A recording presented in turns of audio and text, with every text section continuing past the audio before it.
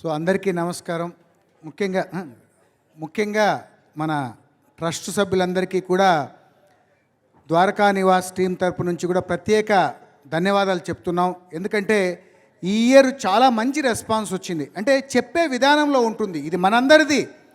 Accommodation అనేది మనందరిది. Vijayabhaskar Reddy sir ఎప్పుడూ చెప్తూ ఉంటారు అకామిడేషన్. ఎందుకంటే 10,000 మందికి భోజనాలు పెట్టాలన్నప్పుడు మనం అకామిడేషన్ గురించి ఆలోచించాలి. కాబట్టి ఇది చాలా పట్టుదలగా తీసుకున్నారు వాళ్ళు కూడా.